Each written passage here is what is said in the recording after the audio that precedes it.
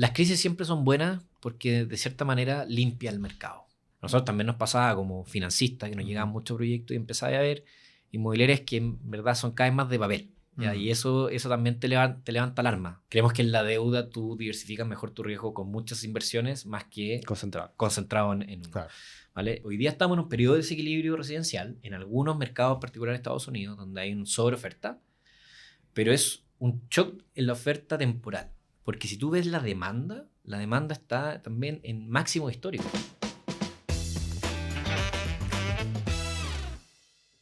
Hola, ¿cómo están? Bienvenidos a un nuevo capítulo del podcast Mente Inversionista. Este espacio en donde hablamos de finanzas personales, de inversiones, también todo lo que tiene que ver con el mundo del dinero y en particular hoy día vamos a hablar de real estate, un tema que a muchos les gusta, hablar de propiedad, hablar del mercado inmobiliario, con un gran amigo de la casa que ya lo conocemos hace mucho tiempo, Juan Pablo Hernández, Head y socio de HMC en el mundo de real estate. Lo dije casi bien. Así es, muchas gracias por la invitación. Gracias por estar acá. Un gusto conversar con ustedes, Sergio, Fernando. Fantástico, con mucha experiencia en este mundo tan interesante que a todos nos encanta, que es el real estate, que lo ha pasado un poquito mal en el último tiempo, y también llegando a Chile recién. Así que ahí te vamos a estar preguntando más adelante este cambio y un poco la visión de cara al futuro, que eso va a ser más adelante, pero partamos por lo que le preguntamos a todos. ¿Por qué estás sentado acá? Que en definitiva es hablar un poquito de cómo nace este interés por el mundo de las finanzas, inversiones y tu trayectoria. ¡Wow! Hay que remontarse un poquito para atrás, pero para hacer el cuento corto, a ver, siempre me gustaron las matemáticas. Yo creo por ahí desde chico, más numérico, más cuadrado, más en el fondo no tan creativo, no tan humanista. Y naturalmente terminé derivando ahí. Entonces estudié ingeniería comercial, ¿cierto? Estuve en la Universidad Católica, donde tuve muy buenos profesores de contabilidad, de finanzas. Mi padre es contador, entonces siempre viví una familia bien cuadrada. Mirando números siempre. Mirando números siempre. Siempre fue algo que nos impulsaron muchísimo también. En el fondo, familia empresaria, emprendedora. Entonces, yo creo que siempre tuve esa inquietud. Y el mundo financiero en particular, porque la verdad es que se me fue dando fácil dentro de la universidad. La contabilidad me gustó. Bueno, tenía, ¿cierto? Es raro tenía el ADN. Y si me hubiese ido mal, creo que hubiese sido un drama familiar. Es raro eso, porque la contabilidad es difícil y además si tu papá puede haber existido ahí una brecha, una distancia, pero se te dio. Sí, se me dio. Y la verdad es que, bueno, ahí entre contabilidad, finanzas, siempre me interesó. Yo creo que al final, creo que la finanza unía un poquito como la pasión por los números, la matemática, ¿cierto? Y también la posibilidad, en cierta medida, de poder emprender o estar cerca de la empresa, ¿cierto? Y bueno, hoy día estoy acá y terminé en el mundo inmobiliario porque tuve la suerte, saliendo de la universidad, de encontrarme o cruzarme con HMC Capital, ¿cierto? Una compañía que en ese minuto tenía 4 años de existencia, entre principio del 2013. ¿Y fue tu primera pega? Fue mi primera pega, sí. 13 años, wow. Una historia larga. Digamos, partí de analista, junior, mandando los fax, cuando todavía se ocupaban los fax, todo, que no sabía. Así que no, fue una linda historia. Bueno, y la verdad es que juntó un poquito los dos mundos que yo estaba buscando, como más mundo de emprendimiento en cierta medida, en el sentido que era una compañía nueva que se estaba formando, que venía en el fondo con socios con un músculo bien potente, en el mundo financiero, que era claramente lo que me apasionaba, y creo que logré tener esa flexibilidad para poder seguir creciendo. Y bueno, 13 años después estoy acá, feliz obviamente, con varias historias, con varios caminos que hemos tomado. Qué buena. Sí. Oye, y bueno, HMC entonces es una empresa de 17 años más o menos. 16 años. 16 años. Sí, ya, mira. Y bueno, lo que siempre hemos tratado de comentar en este espacio, de hecho, por eso nace este espacio Mente Inversionista, porque nosotros conocemos a todos los actores del mercado y muchas empresas que quizás para la gente común y corriente no son tan conocidas. Sí. Y HMC es una de ellas. Efectivamente. Claro. Entonces, cuenta un poquito lo que es HMC, dónde ha estado sus principales pilares, en dónde se posicionaron. Cuéntanos un poquito cuál ha sido un poquito la historia de HMC. Sí, es una historia bien bonita, pero bueno, HMC somos una empresa de asesorías e inversiones, ¿cierto? Enfocada en el mundo alternativo. Ya tenemos 16 años, fue formada el año 2009, un par de ex ejecutivos de la Reinvial. Que hicieron su spin-off y vieron obviamente la capacidad de crecimiento del mundo alternativo. Y creo que eso es bien interesante porque hoy día el mundo alternativo está súper en boga y un poquito es bien popular, y sobre todo los inversionistas quizás más comunes, ¿cierto? O personas naturales, pero un mundo obviamente que se viene desarrollando hace muchísimo y que era, en los 2009, 2010 era re poco conocido incluso para el mundo institucional. Yo creo que esto era un poquito la visión de poder desarrollarlo. Entonces, hoy día ya tenemos en el fondo una plataforma súper bien armada, tenemos presencia en 8 países, presencia en todo en Latinoamérica, Norteamérica, abrimos oficinas en Europa hace un tiempo, donde cubrimos un poquito todas tipo de asset classes, ¿cierto? Dentro del mundo alternativo, y cubrimos también todo tipo de clientes. Partimos obviamente con un foco muy institucional, y eso probablemente es parte del por qué los clientes normales, digamos, no nos conocen mucho. A mí me pasó en la universidad que yo no lo conocía, porque efectivamente era una empresa que estaba muy enfocada al mundo institucional. Entonces hoy día tenemos la suerte de contar con el apoyo como inversionista de la mayoría de los fondos de pensiones de Latinoamérica, de las principales family office también de la región. Y hace un tiempo atrás, ¿cierto? Ustedes saben, comenzamos un par de años este trabajo de poder en el fondo penetrar y acercarnos un poco más al inversionista persona natural, ¿cierto? El inversionista más de alto patrimonio, para poder darle acceso, ¿cierto? a este mundo que naturalmente no tenía acceso, ¿cierto? A través de las plataformas tradicionales. Entonces, claro. un poco ha sido el trabajo que hemos venido desarrollando. Hoy día cerramos el 2025 con 22.500 millones bajo administración y asesoría, que obviamente creemos que ha sido un bonito crecimiento, aprendizaje y hemos logrado. Eso los coloca entre los top de Chile. Dentro de los top de Latinoamérica, yo diría bueno, claro, que en el fondo, gracias a Dios, la diversificación y un poquito el foco y la visión que tuvieron los founders de la compañía de no tener el sesgo local y de pensar la compañía de una manera global desde el día 1, digamos. En el fondo, HMC partió y al año ya teníamos presencia en Perú, en Colombia, a los 2 años ya se había abierto en el fondo un JV en Brasil. Hoy día creo que somos de los pocos actores que pueden decir que tenemos presencia local en Brasil, con equipos, con socios locales, y que hoy día es un HMC, en el fondo una compañía que tiene presencia en toda América, y bueno, Europa, que abrimos la última oficina en Londres. Entonces, ha sido en el fondo mucho empuje, mucho trabajo, y a nivel latinoamericano, sin duda somos de los players más relevantes del mundo alternativo hoy en día. Perfecto. Sí. ¿Alguna pregunta? Genial. No, sí, yo siempre me tomo el micrófono y, sí, y después cuando entramos más en los datos sabrosos. Sí, en la actualidad, en lo que está pasando en la edición. Exacto. Ya, tengo hartas preguntas, pero Por favor.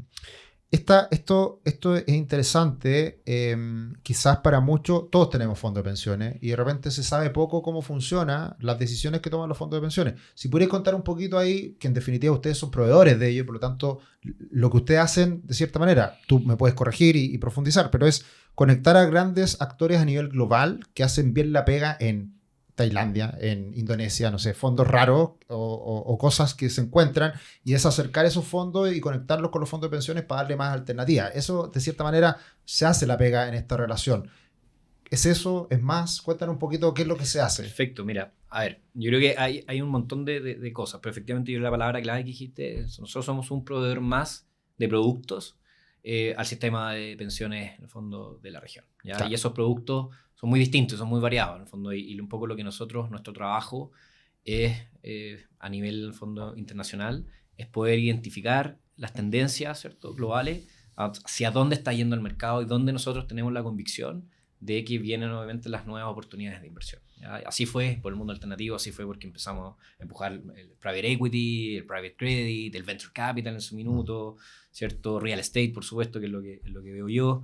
Entonces, un poco el trabajo ha venido en poder identificar y poder convencer también a los managers globales que de repente Latinoamérica dentro de sus portafolios, ¿cierto?, no es tan significativo, y convencerlos de decir, oye, acá hay un sistema de pensiones que está creciendo, que está madurando y que creemos que puede ser súper interesante y puede ser un muy buen inversionista, ¿cierto?, de tu fondo. Claro. Hoy día ya Latinoamérica, hace bastante años, ya empezó a ser en el fondo un actor relevante, y creo que la mayoría de los fondos más importantes ya los cubren de cierta manera, de manera directa o indirecta, ¿cierto? Y en esa medida nosotros somos un representante de estas casas, si quieres decirlo. Y adicionalmente está la gestión propia, digamos, o productos que nosotros como compañía, ¿cierto?, gestionamos y estructuramos para los inversionistas institucionales. Claro. ¿Vale? En el fondo, el caso de Perú, que se los comentaba aquí justo antes de comenzar el podcast, acabamos de cerrar nuestro tercer fondo de crédito, que está en el fondo acompañado y que se enfoca principalmente al mundo institucional de fondos de pensiones peruanos, apuntando a private credit, ¿cierto? Donde hacemos ahí un poquito nuestro rol también social de acompañar al fondo el crecimiento y financiamiento a un segmento de compañías medianas que no necesariamente tienen acceso o un acceso muy limitado, ¿cierto?, al mercado de capitales más tradicional. Claro. Entonces, también somos proveedores y ejecutamos estrategias propias, digamos. Generadores de productos. Generadores de productos y también para estrategias más globales, Claro. tradicionales, en el fondo lo que hacemos es asociarnos, ¿cierto?, y aprovechar en el fondo la capacidad, digamos, de relaciones que tenemos En alternativos como fondos de pensión, ¿cuáles son los países más fuertes hoy día que tienen? Bueno, Brasil me imagino que es muy grande, pero tengo entendido que por regulación, por ejemplo, es más jodido, ¿no? En Brasil cubrimos, pero con producto local, Ya, no con producto internacional. Entonces, efectivamente, nosotros tenemos ahí una compañía. De hecho, hoy día Brasil probablemente es donde más personas físicas hay en la oficina, porque es un mundo obviamente gigantesco. Claro. En Latinoamérica. Es Otro Latinoamérica. Es otro Latinoamérica. En el Un fondo, continente Latam es propio. Brasil y Brasil. Claro. Entonces, yo te diría que sí, es un sistema gigantesco. No tengo el número exacto, pero son más de 200 fondos de pensiones, para que te hagas una idea. Tiene un sistema que es más parecido al gringo, en el sentido de fondo de pensión, que al resto de Latinoamérica. Que es más ¿cierto? parecido al chileno. Que es más parecido, Claro. fue una copia del chileno, ¿no? Claro. Entonces, a ver. Más atomizado, más actor, en definitiva. Claro. Que al final son como que cada sindicato tiene sus propios fondos, por así decirlo. Funciona efectivamente de una manera. Que serían como las cajas de su minuto en Claro, Chile. efectivamente. No. Ahora tenemos productos y ahí funciona bastante bien, pero a nivel internacional, de productos más internacionales, globales, el mercado en Brasil principalmente es más privado, plataformas, en el fondo asesores como usted, digamos, Family, que cosas Family Office. En el resto de la región, hoy en día yo diría que Chile sigue siendo un actor para nosotros relevante, porque creemos que obviamente Perú y Colombia sufrieron, digamos, shocks externos más duros que lo han tenido un poco fuera del mercado en fondo más internacional. Chile estuvimos a punto. Se tranquilizó la cosa. Se tranquilizó la cosa y yo creo que en el fondo en favor de los pensionados, Sí. ¿cierto? Sí, Gracias Del a Dios. sistema en conjunto. Efectivamente, que no se fue al carajo y que efectivamente con las reformas que hayan, que uno puede tener una opinión, pero creo que va a seguir andando bien. Y va a seguir siendo un actor relevante. Sí, pero, por ejemplo, pero un buen caso de complejidad para los alternativos. Muy complejo, Que efectivamente. Chile yo creo igual tuvo en la quemada. Al final, al final Sí. en Perú, como sacaste tanta plata, Sí, quedaste con los alternativos muy pasados. Exacto. Y ya no puedes invertir más por... Sí, pues fue Acá en complejo. Chile también tiene que haber sido un Tracalá tema de años, con todos al los final. retiros de que al final igual por límites de inversión también tiene que haber complicado a los Se alternativos. complicó y bueno, Sí, ahí acuérdate que también vino la reforma donde aumentaron los límites de inversión en los alternativos y yo creo que en cierta medida eso dio eso salvaguardó. Claro. salvaguardó efectivamente, pero si hubiésemos estado nosotros en el caso como de Perú, en donde fueron 1, 2, 3, Claro. muchos retiros que efectivamente te saca y te limita básicamente la inversión. Y eso también te complica porque cuando tú tomas decisiones de inversión que son de larguísimo plazo, me dices, chuta, ¿qué pasa si me cambia la regulación en 5 años más? No puedo tomar. Entonces, naturalmente, el sistema se pone más temeroso o va a necesitar, en el fondo, una holgura mucho mayor dentro de sus límites de inversión. Claro. Entonces, Chile para nosotros a nivel como de producto local internacional, sigue siendo obviamente interesante. México está creciendo. Yo creo que México tiene dos efectos, obviamente, que se está abriendo el mundo a nivel de las inversiones y tiene por la pirámide social, ¿cierto? En el fondo está en un proceso de crecimiento y expansión gigantesca. Entonces están con reformas que están aumentando los porcentajes de cotización, ¿cierto?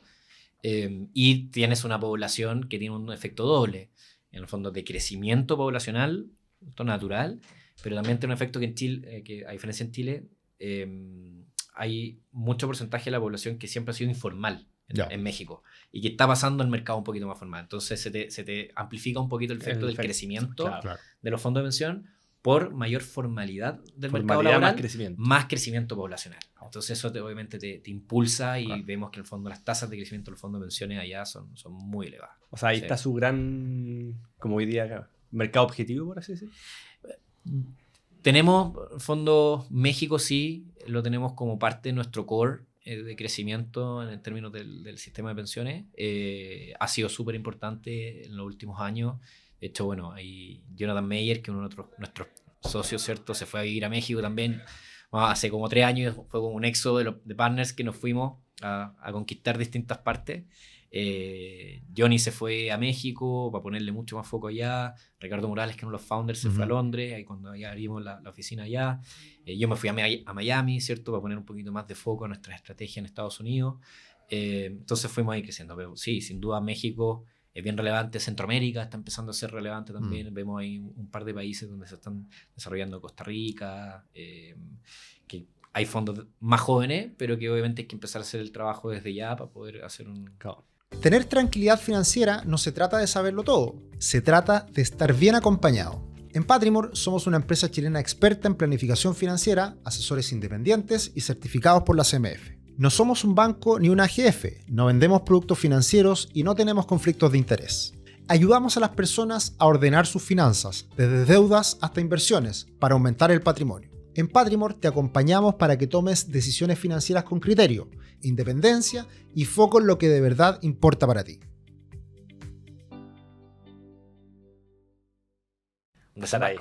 Oye, y ahí en términos de producto ya más, pensando quizás en Chile para hacer como el zoom, ¿Sí?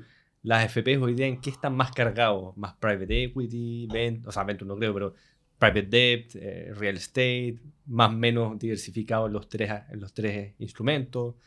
Mira, ahí voy a ser súper sincero. Yo diría que esa es más conversación con mi partner Johnny, que el que maneja los números perfectos. Sí, pero ahí un poco, a nivel general sí. Que ha vemos invitado Johnny. Sí, yo creo que tienen que invitarlo. Va a ser una llamada bien interesante. O sea, un podcast. A ver si estamos viendo un poquito la vuelta para private equity, que estuvo más duro. Secundario, sin duda, es un asset class que dentro del mundo alternativo está teniendo mucha atracción, ¿cierto? Y deuda privada, ¿cierto? Que ha sido la niña bonita del barrio en esta crisis, digamos, el último tiempo. Más allá del mercado líquido, que lo vamos a dejar, ¿cierto? De lado, pero dentro del mundo alternativo creo que crédito obviamente ha sido el más estable.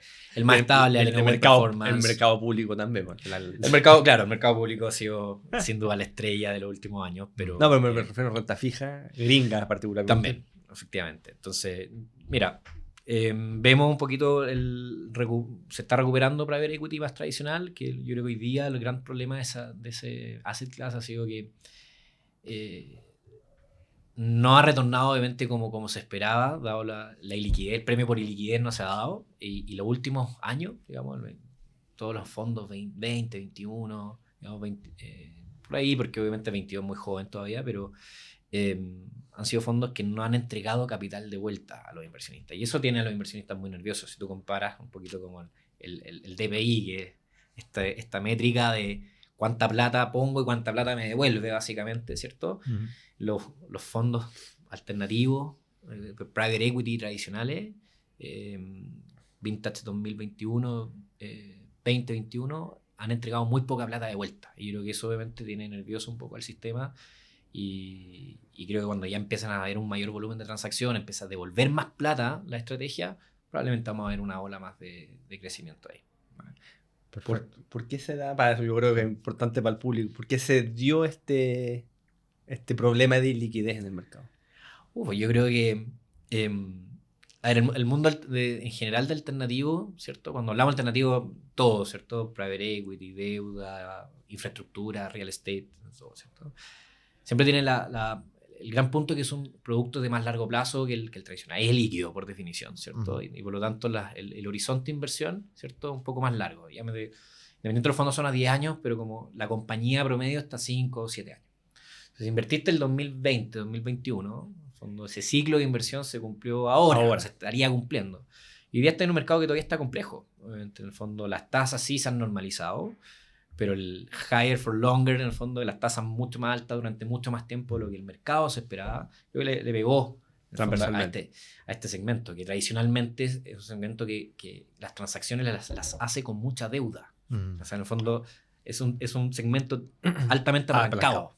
Entonces, con la deuda cara, te pone ciertas restricciones, y obviamente con una economía con mucho riesgo todavía, ¿cierto? Creo que ha puesto un poquito de freno a nivel del volumen de transacción. Estamos viendo que está cambiando. O sea, el 2025 sí hubo un punto de inflexión, yo creo que a nivel general de los asset clases.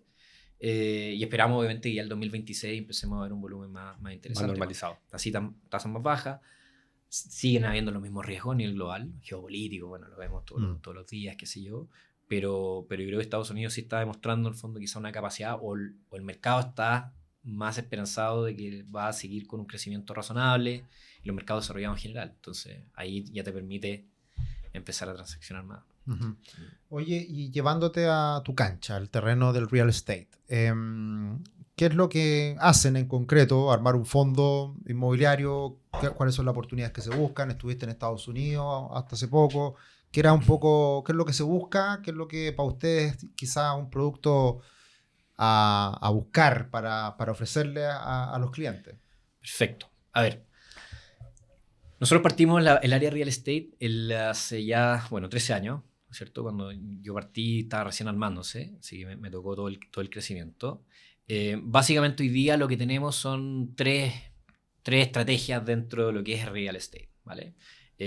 Tenemos la estrategia de Estados Unidos o global, porque de hecho el año pasado hicimos nuestra primera inversión en Europa, en el fondo lo que es estrategia internacional desarrollado, ¿vale? Y ahí te puedo hacer un doble clic. Uh-huh. Después tenemos nuestra estrategia de deuda inmobiliaria local, ¿cierto? Que ahí ustedes son gran inversionistas, donde financiamos básicamente proyectos y nos gusta muchísimo. Entonces es un punto intermedio entre la deuda privada y el mundo de real estate, ¿cierto? Claro. Pero lo manejamos nosotros porque al final el subyacente, el activo, es un activo inmobiliario. Claro. Y tenemos la tercera patita, que en verdad nosotros le decimos el oportunístico LATAM, que en verdad es la excusa para poder ver negocio. O sea, en el fondo cualquier cosa que nos llega, nosotros tenemos el apetito empresarial, claro. Seguimos con el mismo ADN, a pesar de que obviamente tenemos 16 años, creo que es lo que nos gusta como compañía, que seguimos siendo súper emprendedores, y si hay un buen negocio lo vamos a mirar y le vamos a poner empuje, porque la idea es poder obviamente presentarles buena alternativa a los inversionistas. Entonces, como me dijiste que iba a hacer doble clic en todos los puntos, así que ahí te dejo la pregunta para después. Ya, para no desordenar el... No hay problema, mira, y quizás para darle una visión como quiénes son nuestros inversionistas también, porque creo que es bien relevante, ahí nos movemos dependiendo un poquito del producto, ¿vale? Obviamente hay productos que son más ilíquidos y, bueno, exposición en dólares, Estados Unidos, quizás ahí nos vamos, nuestro cliente típico más familias grandes y cliente alto patrimonio. La parte de deuda, quizás ahí sí tenemos como clientes desde compañías de seguro, claro, family offices, plataformas y clientes súper retail, porque es un producto súper noble que te da dividendos trimestrales, que tiene poca volatilidad. O sea, creo que calza muy bien con los portafolios mucho de diferentes tipos de inversionistas. Uh-huh. Y en la parte oportunística, la verdad que ahí tenemos, hoy día lo único que nos queda es donde está el Parque Araucano, donde está Centro Parque, que es un centro de eventos. Uh-huh. Eso es nuestro, donde están los restaurantes, el centro de eventos, los gimnasios, todo eso nosotros lo compramos el 2018. Y lo administramos desde ahí hasta el final de la concesión. Entonces son como cosas distintas que hemos venido armando, y obviamente con distintos perfiles de riesgo. Al final, para nosotros es súper importante cuando nos planteamos un producto, como cualquier asset manager o intermediario o gestor, ¿cierto? Tú tienes que tener convencimiento del mercado, tener convencimiento de que el activo o el proyecto, ¿cierto?, es bueno, pero también cómo eso lo conectas con la demanda, ¿cierto? Cómo lo conectas con las necesidades de los inversionistas. ¿Ya? En el fondo, ¿qué es lo que necesitan? Necesitan más yield, necesitan más retorno, plusvalía, retorno a largo plazo, riesgo, etc. ¿Vale? Entonces, es un poco la forma en que lo hacemos. ¿Ya? En Estados Unidos hoy día tenemos administrados, son en valor de activos, como más o menos son $200 millones en activos, en los distintos proyectos que tenemos. Vemos hartas oportunidades en Estados Unidos. De hecho, la última inversión que hicimos fue finales de 2021. Igual hace harto que no han puesto... Porque el mercado, la verdad, es que no daba. Pero ahí desde el punto de vista... Porque uno pensaría entrar al año pasado o hasta este año que estáis como en la salida, ¿no? Ahora estamos con el pie en el acelerador a fondo. Ya. Ahora está interesante. Estamos metiéndole con todo. Creemos que Estados Unidos está en ese punto, efectivamente, de inflexión. ¿Y dónde están porque me acuerdo que, por ejemplo, Estados Unidos lo que se veía como muy negro era todo la oficina, ¿cierto? Estaba súper complicado. Después le pegó mucho al multifamily de bajos ingresos, que también estuvo muy complicado. ¿Dónde están viendo como las grandes heights de Estados Unidos? Nosotros en Estados Unidos hoy día tenemos dos overweight, en el fondo, que seguimos como con una visión muy positiva. Número 1, en deuda, real estate. Creemos que nos gusta muchísimo. Creemos que todavía hay ahí un spread interesante, con tasas en el fondo que están bajando, con mucha necesidad de proyectos de recapitalizarse y por lo tanto en el fondo tomar garantías muy potentes, obviamente a tasas que creo que ajustadas por riesgo están muy buenas. ¿Y ahí van directo ustedes como generadores o van con un fondo? No, en general nosotros nos asociamos. Nuestra estrategia en Estados Unidos es buscar a ese gestor, partner, digamos, estratégico, que sea muy bueno en hacer algo en específico. O sea, a nosotros la verdad es que para lo que nosotros buscamos allá, los fondos generalistas están los grandes. Anda, si en el fondo, para buscar beta, que es lo que decimos los financieros, ¿cierto? Ándate al fondo gigante, porque ahí es la forma más fácil de exponerte al mercado. Mi producto tiene que ser distinto a eso, y lo que nosotros hacemos es buscar a ese experto en un área en específico. Y Estados Unidos es tan grande que hablar de Miami o hablar de Los Ángeles o hablar de Nueva York son mundos absolutamente distintos. Es un país. Es un país cada uno. Cada estado es un país. En el fondo, de hecho, en PIB, si lo medís, es un país, de hecho. Y por lo tanto, las regulaciones son distintas, en el fondo las capacidades de gestión son distintas y nosotros tratamos de identificar eso. O sea, nos asociamos con tipos que sean expertos. En la parte de deuda, estamos ahí en conversaciones con un par, digamos. ¿Y eso en Florida o en otros estados? Es más, en el fondo... deudas un poquito más generalista, porque en el fondo tienes una exposición más de un mix entre el análisis de riesgo, ¿cierto? Y la garantía, ¿vale? Así que estamos viendo en el fondo algo que sea un poquito más diversificado. Entonces, nos gusta en el fondo ese... Creemos que en la deuda tú diversificas mejor tu riesgo con muchas inversiones más que concentrado en uno, ¿vale? En la parte de activos naturales, o directos, perdón, no deuda, seguimos súper largo en residencial, a pesar de que hay mucho ruido. Residencial, creo que en Estados Unidos sigue habiendo ahí un gap gigantesco. Entonces, el análisis de el affordability, que en el fondo la capacidad de pago que tienen las personas comunes en Estados Unidos, versus la renta, estamos con un diferencial históricamente alto. O sea, en el fondo hoy día es casi un 50% más caro el hipotecario normal. ¿Qué pasa? Lo mismo que pasa en Chile. Lo mismo que la renta. Que el arriendo. Entonces eso hay muchos cambios que apoyan, digamos, la tesis de que la gente va a seguir arrendando más. Uno, en promedio las familias son más chicas, ¿cierto? Entonces, en el fondo, antiguamente eran 3 personas, hoy día son 2,1, 2,2. Aumenta tu masa. Efectivamente. Entonces, hay más cantidad de familias, ¿vale? Arrendando, problemas de precio. Las tasas siguen altas en los términos hipotecarios, entonces no tenéis capacidad de compra. En promedio la gente se queda más en departamentos antes de moverse a la casa, porque la familia se está generando. Antes se casaban a los 25, ¿cierto? A los 20, 25 tenían hijos de una, hoy día te estás casando a los 30, 35 y estás teniendo hijos a los 40. Entonces tu estadía promedio en los departamentos o en el arriendo, o las ganas de tener flexibilidad simplemente, se está alargando. Entonces tienes una masa muy potente en fondo de gente para la parte multifamiliar, ¿no? Oye, ahí te puedo interrumpir un segundo. Dale. ¿Cómo quedó Estados Unidos post-2008 en términos de residencial? Creo que lo contaste tú, pero ¿cómo quedó ese descalce de vivienda, esa subinversión? Porque quedó muy comprimido después de ese gran terremoto, por así decirlo. Efectivamente, y yo creo que ese ha sido el gran fantasma del por qué el mercado residencial es un dolor de cabeza para los políticos y para la economía norteamericana, porque después de la crisis subprime, ¿cierto? Donde hubo una burbuja inmobiliaria, ¿cierto? Donde se sobreconstruyó en algunos buckets, ¿cierto? El mercado de la construcción se paró y básicamente no se produjo la necesidad de vivienda que tenía con el crecimiento de Estados Unidos durante muchísimos años, ¿vale? Probablemente un poquito antes de la pandemia estaba empezando a normalizarse más la construcción, pero tienes en el fondo un periodo de 10 años de baja construcción. Y eso obviamente le puso muchas presiones a la parte, digamos, de la vivienda. Entonces, en el fondo, el déficit habitacional que tiene Estados Unidos es gigantesco, ¿ya? En el fondo, uno muchas veces, cuando ve los parámetros de Estados Unidos, una cuestión que a mí me sorprendió obviamente cuando lo empezamos a estudiar por primera vez, de la velocidad de venta a los meses para agotar stock. En Chile, ¿cierto? Uno habla de los meses para agotar stock, estáis súper sanos, los previos, o 2015, 16, 17, tú hablas y en el fondo, oye, 15 meses, 18 meses, 12 meses, estáis súper bien. En Estados Unidos como 6 meses. En un mercado de 4 meses para botar stock. Pero en el fondo hay tan poca vivienda y la demanda es tan dinámica que en el fondo realmente no tenéis capacidad para absorber toda la demanda. Y eso obviamente le pone presión a los precios, etc. Hoy día está pasando un poquito lo mismo.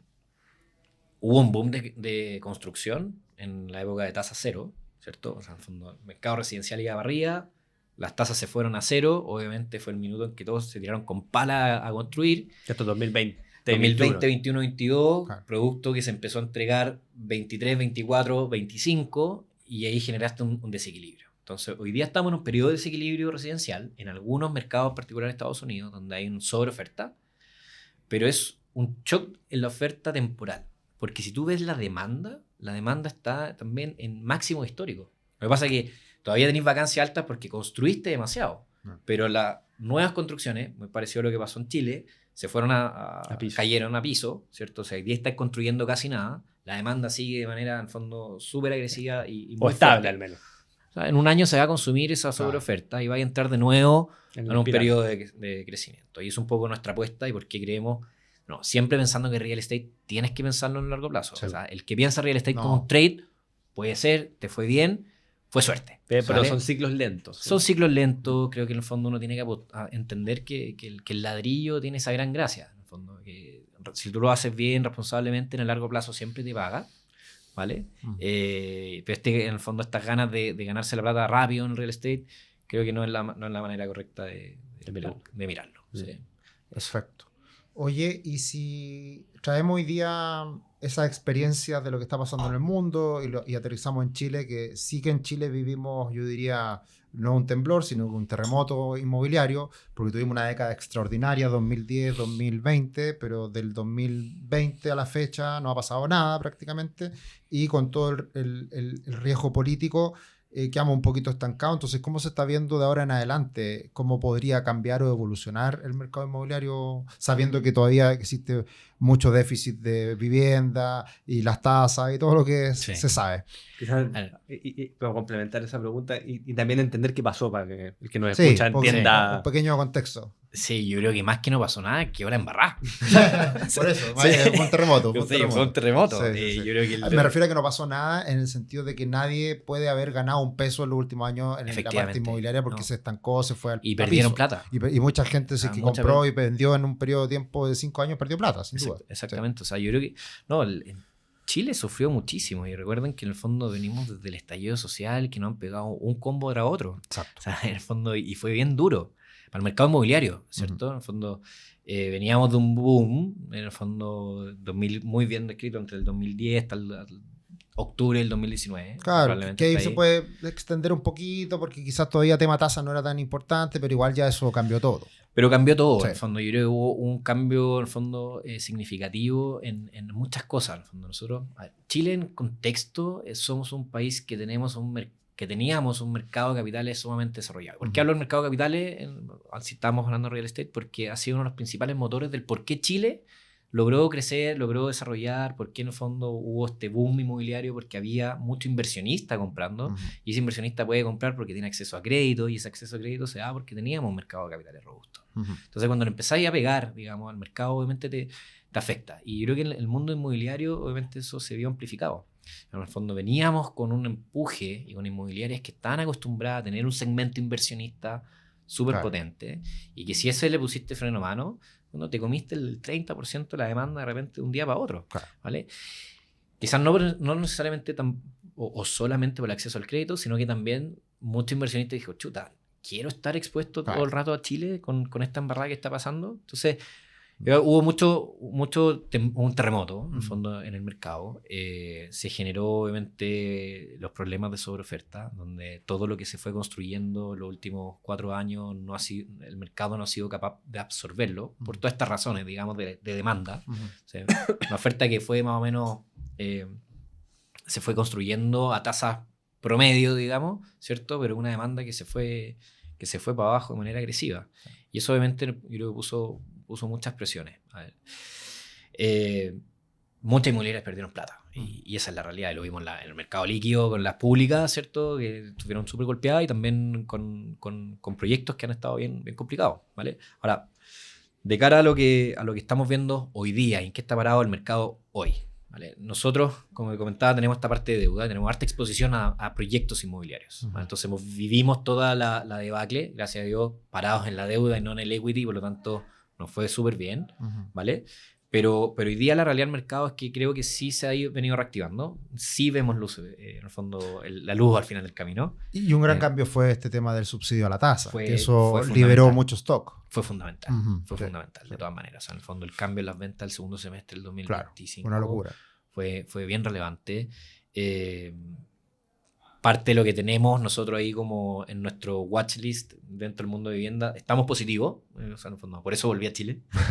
Estamos positivos, creemos que va a andar bien, pero sí hay una gran, en fondo, signo de interrogación que se llama: el nuevo gobierno va a tener, en el fondo, o va a hacer estas nuevas medidas en el cortísimo plazo, porque no necesitamos que la ejecute el próximo año, necesitamos que continúe, que haya continuidad para que esta oferta se siga en el fondo yendo. Entonces, en teoría debería pasar, ¿cierto? Ojalá que vengan nuevos estímulos para la demanda. Yo creo que hoy día es la gran urgencia, y ojalá con una mirada un poquito más de mediano plazo que vengan estímulos también, ojalá a la construcción, porque eso es una gran fuente de trabajo, de dinamismo al mercado local. Nosotros lo estamos viendo de manera positiva, creemos que debería andar bien. Y ahí ustedes que se relacionan obviamente con la inmobiliaria, los que toman la decisión de decir, ya, compramos este paño y empezamos a construir, levantemos las lucas, ¿ya han visto esa reactivación? Lo estamos viendo más tímidamente. Lo que pasa es que hay son procesos siempre, son lentos. Son procesos. Yo creo que en el fondo las crisis siempre son buenas porque de cierta manera limpia el mercado, ¿vale? Yo creo que en el fondo el boom que vivimos previo al estallido fue complejo porque al final nosotros también nos pasaba como financistas que nos llegaban muchos proyectos y empezaba a ver inmobiliarias que en verdad son cada vez más de papel. ¿Ya? Y eso también te levanta alarma, ¿vale? Que en el fondo hay un mercado que está un poquito sobrecalentado. Cuando aparece una inmobiliaria nueva todos los días, tampoco es sano. ¿Vale? Entonces hoy día sí estamos viendo que se están reactivando más cautos, pero inmobiliarias que realmente tienen más peso, que tienen más canas, que tienen, bueno, las que sobrevivieron esta crisis son las que te voy a quedar tranquilo de que tuvieron la capacidad de la flexibilidad, capacidad de financiamiento y las ganas de tirar el mercado, en el fondo, de sacar el negocio adelante, ¿cierto? Entonces, sí estamos viendo, hay muchas que tenían bancos de terrenos, que entre comillas tienen que seguir con la rueda andando, pero pueden seguir con la rueda andando por dos cosas, porque ya están vendiendo algo más, los proyectos actuales. Eso les permite empezar a liberar líneas con los bancos. Los bancos le empiezan a dar financiamiento y empieza un poquito todo este como círculo virtuoso que tiene el mercado inmobiliario. Entonces, eso es lo que estamos empezando a ver. Los bancos se están poniendo un poquito más flexibles, se está logrando, en el fondo, las inmobiliarias están logrando liberar nuevas líneas, ¿cierto? Para empezar a hacer los proyectos. Entonces, buen punto, perfecto. Oye, vamos a ir terminando, pero las preguntas que siempre le hacemos a todos, en términos personales, lo que se pueda contar. ¿Cuáles han sido tus éxitos y tus fracasos en el mundo de la inversión? Partamos por los fracasos, por las cosas que quizás no han salido tan bien. No, bueno, fracasos hay varios, yo creo que en el fondo, personales sobre todo, uno toma más riesgo. Sí, pues, obvio, uno más libre. Uno más libre, efectivamente, pero a ver, para acotarlo al mundo inmobiliario como dentro de lo que es, bueno, yo creo que una de las cosas más duras que me ha pasado, sin duda fue Perú, yo creo. Perú, en desarrollar proyectos en Perú. Tuvimos una experiencia bien compleja, en donde nosotros hicimos muchos proyectos de desarrollo. Hicimos un fondo 1 y un fondo 2, en donde nos dimos cuenta cómo las variables externas te pueden, en el fondo, destruir valor de una manera significativa. ¿Ya? Y esos riesgos que de repente uno como inmobiliario no los veís porque está ahí cegado en el proyecto, en la demanda, en el producto, en la construcción, chuta, y no veís que las variables macro a veces te pueden dar vuelta al retorno.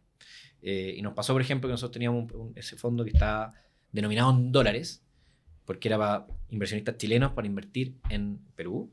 ¿Y por qué está denominado en dólares? Dijimos, bueno, moneda extranjera, o sea, producto extranjero denominado en dólares, y históricamente el sol, obviamente, debe ser una moneda latinoamericana más estable comparativamente al dólar, ¿vale? Sí, hay riesgo de tipo de cambio, pero bueno, ya lo expusimos a nuestros inversionistas, todos sabían que estaba un poquito, para clientes obviamente más sofisticados, sabían que teníamos el riesgo, pero resulta que partimos el fondo con PPK, no sé si se acuerdan en esa época, 2017, claro. y partimos invirtiendo el fondo y comienza a los 6-7 meses la debacle política en Perú. Entonces empieza a haber obviamente toda esta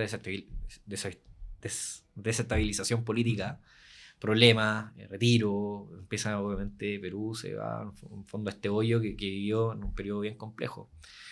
Tipo cambio se fue de 2.93 a 4 y tanto, o sea, está ahí teniendo en el fondo 50%, una depreciación de un 30 y tanto, Claro, 40%. Que obviamente tú decís, chuta, si yo tenía un retorno en soles del 15%, ¿cierto? Me comí la mitad del retorno por tipo cambio, nomás. Solo tipo cambio. Claro. Reformas tributarias. Nos pegó, en el fondo, hubo una reforma tributaria que tenía nada que ver con nosotros, en una interpretación de la SUNARP, que es como el Servicio de Punto Interno peruano, en donde resulta que tuvimos que pagar un impuesto que no estaba considerado y que nos pegó durísimo, porque básicamente nos pegó otros por 7 puntos más de retorno. O sea, en el fondo, del 15 nos comimos la mitad en impuestos, en el fondo, en tipo cambio, y de eso nos comimos casi el 80% que nos quedaba por impuestos. Y fue como... Vivimos una época súper difícil. Hicimos la pega, fue bien tensa, pero los proyectos en Perú los sacamos adelante. O sea, de los 10 proyectos que hicimos, promedio, o sea, rentamos 15% en soles. Yeah. Perú se fue al hoyo, o sea, creemos que nosotros fue súper razonable el retorno en soles, pero después ajustado en dólares y ajustado por los impuestos adicionales que tuvimos que pagar en Perú, nos fuimos a un 2% y fue como wow. 8 años de trabajo tirados a la basura. Exacto. Obviamente los inversionistas razonablemente no contentos, pero entendieron. Yo creo que al final lo importante es tener una buena comunicación con ellos y decirle, oye, mira, mi trabajo que es invertir lo hicimos razonablemente bien, lo que pasa es que efectivamente no vimos estos riesgos macro y se nos dieron, ¿cachai? O estaban, pero el riesgo de cola. Era cola. Claro. Y ahora ¿cierto? Terminemos con lo bueno. Lo bueno, yo creo que, a ver, una de las cosas buenas que también fue una historia como de dar vuelta el partido, fue ahí en Centro Parque. En el fondo. Yo creo que eso fue una victoria bien potente porque en COVID nosotros teníamos restaurantes que no podían operar, gimnasio que no podía operar, Kitsania, que es este centro de niños, que no podía operar. Estacionamiento, la gente no andaba. Claro. ¿Vale? Centro de eventos. No. Entonces, literal, yo le decía a los inversionistas, llegó un minuto que le decía a los inversionistas, oye, nos falta tener un hotel y ya teníamos el conjunto completo de todas las cosas malas que podemos tener en la pandemia. Claro. Entonces fue un periodo... Oficina, no basta. Fue un periodo súper complejo, súper complejo. Lo pasamos mal. Quebraron algunos operadores. De hecho, nosotros era un fondo de renta. Tuvimos que tomar el operador de centro de eventos quebró, que era el mismo del estacionamiento. Entonces tuvimos que tomar la operación del centro de eventos, la operación de los estacionamientos. No teníamos, refinanciar con los bancos porque no teníamos plata para pagar. Fue hacer aumento de capital. O sea, fue realmente un periodo complejo. ¿Por qué lo pongo en la historia buena? Porque la verdad que hoy día salimos por tercer año consecutivo mejor centro de eventos de Chile. Los estacionamientos estamos obviamente dado que tenemos buen flujo de eventos, tenemos un muy buen flujo, digamos, de estacionamiento, están dando súper bien. Nuestros restaurantes están 100% ocupación. Cambiamos, obviamente, no sé si han ido, pero tenemos ahí un restaurante el primer restaurante de Star Wars, digamos, de Latinoamérica. Abrimos el primer restaurante de Harry Potter de Latinoamérica. No somos nosotros, pero trajimos operadores que son de primer nivel. Entonces ya estamos operando a capacidad en fondo máxima, tratando obviamente de empujar y recuperar una pérdida y un forado gigantesco, pero que la verdad que si no tuviésemos hoy día en el fondo en esto, estaríamos en una historia completamente distinta. Hoy día el centro de eventos nos genera un 60-70% más de ingreso de lo que nos generaba el arriendo del centro de eventos con el operador antiguo, ¿cachai? Perfecto. O sea, en el fondo, y eso obviamente nos permite en cierta medida... Y eso se valoriza también y hace que la inversión sea mucho más potente. Efectivamente, entonces hoy día la verdad que nos está yendo súper bien, estamos muy contentos, pero fue un trabajo... mucho más allá de lo que ustedes pensaban. Mucho más allá. Porque claro, no es tu core de negocio, pues tú te tenés que meter en algo que al final no está ahí, no lo tenéis contemplado para meterte ahí. Exactamente. Entonces fue una historia muy bonita, a nosotros nos gusta mucho y la contamos con harto orgullo porque obviamente, bueno, soy el presidente del directorio, estamos ahí todos los días y nos tocó bailar con la FEA. Hoy día estamos obviamente viendo un producto que está bueno, está bonito, buena relación con la municipalidad, estamos empujando y obviamente creemos que vamos a salir por buen camino. Bueno. Perfecto. Genial, Juan Pablo. Ha sido un placer. Se me pasó volando.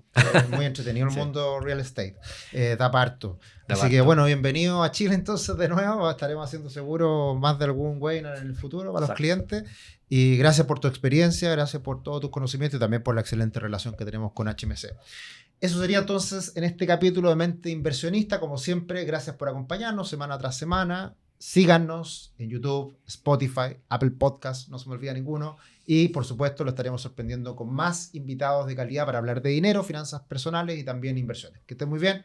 Gracias. Muchas gracias. Nos vemos. Chao, chao.